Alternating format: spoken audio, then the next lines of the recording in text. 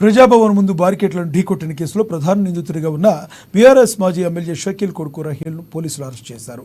విదేశాల నుంచి వచ్చిన రహేల్ను సోమవారం అదుపులోకి తీసుకున్న పోలీసులు జడ్జి ముందు హాజరుపరిచారు. రహేల్కు జడ్జి 14 రోజుల జ్యుడిషియల్ రిమాండ్ విధించారు. దీంతో ఈ నెల 22 వరకు రహేల్ జ్యుడిషియల్ రిమాండ్లో ఉండనున్నారు. పోలీసులు అతన్ని హైదరాబాద్లోని చెంచల్గూడ జైలుకు తరలించారు. కాగా ప్రజాభవన్ ముందు బారికేట్లను ఢీకొట్టిన కేసులో రహేల్ ప్రధాన నిందితుడిగా ఉన్న విషయం తెలిసిందే. ఈ ఘటన తర్వాత విదేశాలకు పారిపోయిన రహేల్పై పోలీసులు లుకౌట్ నోటీసులు జారీ చేశారు. ఈ క్రమంలోనే ఇవాళ హైదరాబాద్కు వచ్చిన రహేల్ను అదుపులోకి తీసుకుని జడ్జి ముందు ప్రవేశపెట్టడంతో 14 రోజుల జ్యుడిషియల్ రిమాండ్ విధించారు.